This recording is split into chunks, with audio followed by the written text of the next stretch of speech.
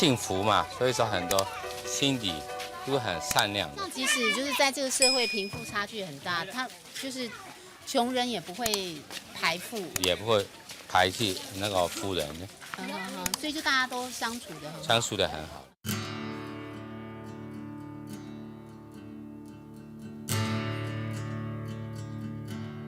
佛教在缅甸兴盛到什么样的程度？如果不是身临其境，你或许很难想象。像我现在所在的这个古城叫做蒲甘，在这里竟然有将近3000座的佛塔，而历史上最高纪录还到达4446座。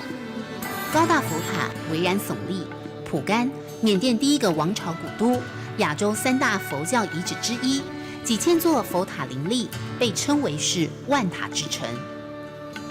西元3世纪，佛教传入缅甸。到了11世纪，蒲甘王朝统一全国，信奉小乘佛教后，建塔修庙就被视为王室辉煌光荣以及个人造福终身、修福来世的功德。历经1000年，即使外观斑驳凋零，但上下一致、认同的信仰目标和生命价值，却如这些屹立的佛塔群般深植缅甸。98公尺高的仰光大金塔建于18世纪，外观是用7公吨的纯黄金打造，最上面的金伞还镶满了7000颗钻石红宝石，而塔的顶端更有一颗76克拉的巨钻，价值连城，是全世界最贵最大的金塔，点点滴滴都是缅甸人的虔诚奉献。This one is a real gold, but in our country, treasure resources gold. So most of the people want to donate gold. We believe donation because we believe next life. If you take a good action, you will get a good karma. Poor or rich, we don't care. This is our belief. 修建一座献给佛的塔，是人们一生最大的愿望，即使要散尽家财。近90%的缅甸人都是虔诚的佛教徒，每个缅甸男人一生至少1次要削发为僧，入寺修行。缅甸人一生都在礼佛。精神的富足和经济的贫困在这里奇异地共存着。道德制约也让缅甸几乎没有重大暴力犯罪案件，享有全世界最好的治安。治安都是很好啊，看大家都是。门也是随便的，对，家里的东西是不会被偷了。一般人都不会犯罪。不会，对啊，都不会犯罪。离开蒲甘的路上，我们遇上了挑水的3姐弟，健步如飞，千里迢迢挑着水桶清理佛塔，抚慰心灵，也贴补家用。水桶即使重得惊人，同志脸上依旧挂着微笑。缅甸在殖民时代曾被英国人称为是蝴蝶民族，因为他们总是无拘无束，即使历经战乱贫穷，却也不因此发愁，就像蝴蝶一样。在半世纪集权统治下，在反对派与军政府旷日持久的斗争后，在贫富差距大到难以理解的现实里，人们始终平静地生活着。这就是缅甸，一个微笑平和的佛教国度。欢迎回到勇闯神秘黄金国，聚焦缅甸。缅甸真的和过去不同了，街头随手都可以买到一瓶可口可乐。因为可口可乐从1962年军政府执政之后就不再进口，现在这个红色瓶罐再度现身仰光的街头，就知道这个国家已经经历了重大的改变，特别是在经济上。缅甸曾经被称为是东南亚的明珠，因为物产丰饶，大米产量全球第一，金属类的矿产从钨、铅、铜到金和银通通都有，石油产量也占了全球的2%，而至于红宝石、蓝宝石和翡翠，质量产量都是世界第一。再加上柚木林相和渔业资源，缅甸根本就是坐拥宝山的黄金国。但历经专制的封闭打磨，缅甸国民所得却只有$1300。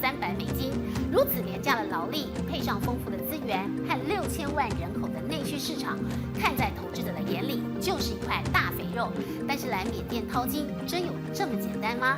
还是有不为人知的潜规则？10种水果。哇！山竹，这些都是你家的庭院。对，都是我家的。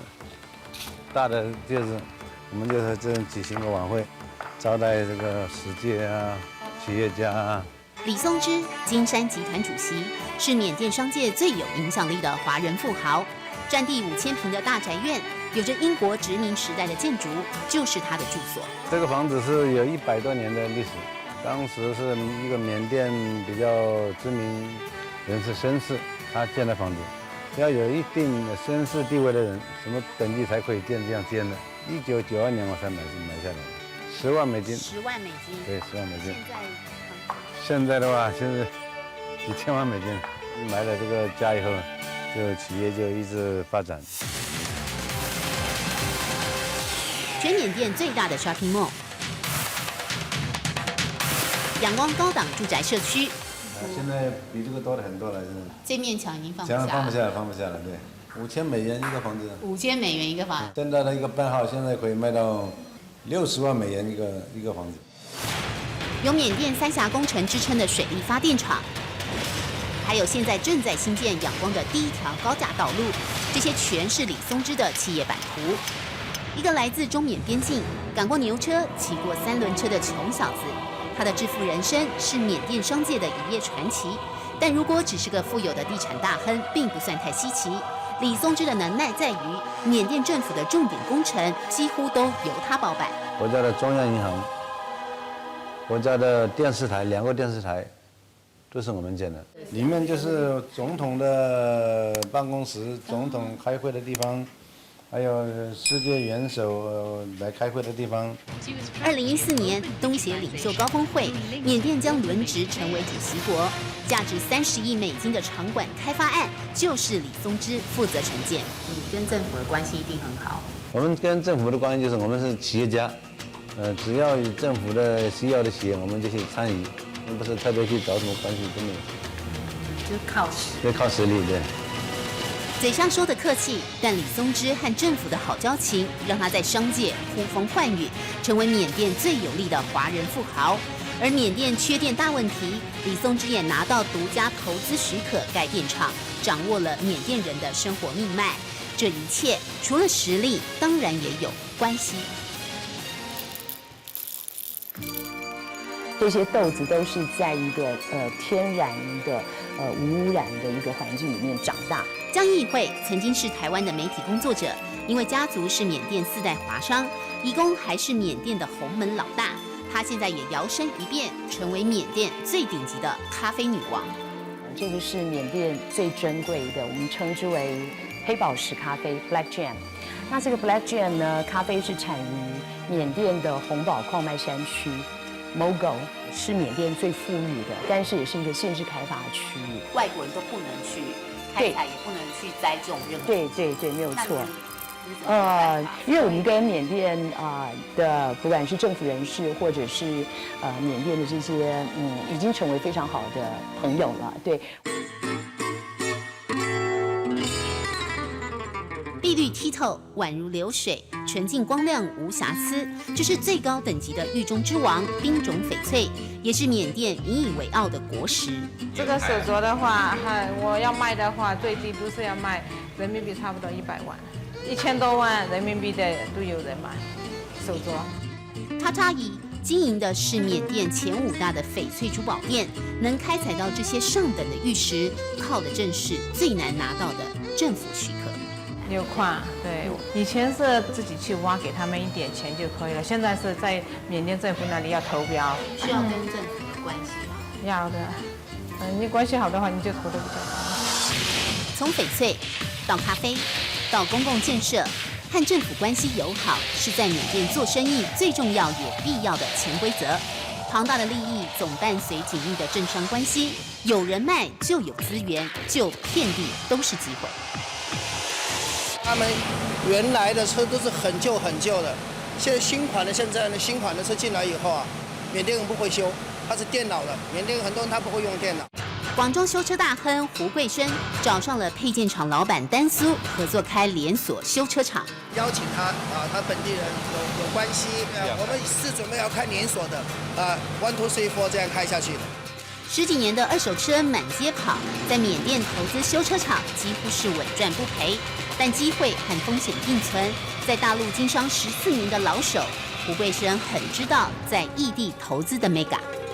假如说你没有本地人的支持，你想在这边做好的话也是难的。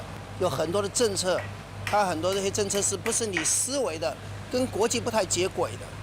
它可能出来一个怪怪的政策，像我们拿营业执照这里，就要左右邻居签名。我不知道台湾要不要，中国大陆是绝对不要。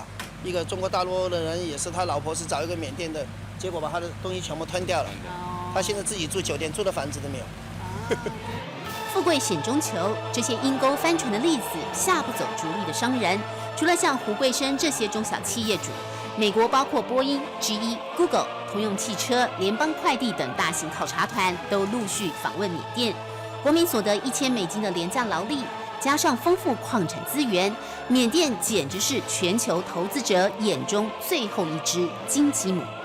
所以现在中国大陆很多人会想要来缅甸投资吗？哇，好多太多了，每天飞机满满的。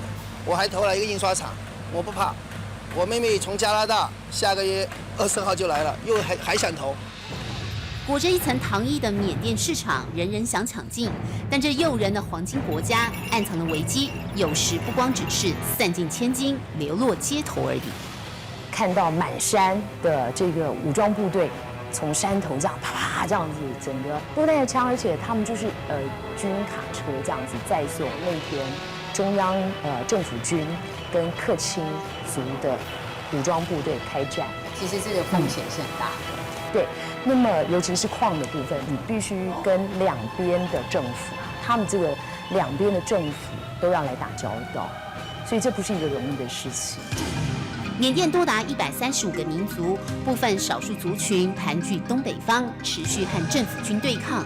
政局的不安定，政策的不确定，都让这股一窝蜂的淘金热暗潮汹涌。大型工地修路造桥，仰光街头处处大兴土木，与世隔绝50年，落后的基础建设百废待举，民生消费市场更是大有可为。敞开大门后，佛国子民有机会重返地大物博的昔日荣耀，黄金国的变脸传奇才正要揭开序幕。欢迎回到《勇闯神秘黄金国》，聚焦缅甸。民主改革开放为缅甸带来了新气象，但这绝不是童话故事，王子公主从此过着幸福快乐的日子。因为缅甸境内有135个民族，部分的少数族群和政府军的战争还在持续。而另一个大问题就是鸦片。尽管政府极力的扫毒，但是根据联合国的资料，缅甸鸦片产量已经连续5年成长，一年到达610公吨，是仅次于阿富汗，世界第2大的生产地。有战争，有毒品，当外来势力再度进入后，缅甸会如何脱胎换骨？是向上提升，还是向下沉沦？全世界拭目以待黄金国的未来面貌。非常感谢您今天的收看，我是舒梦兰，我们下次再会。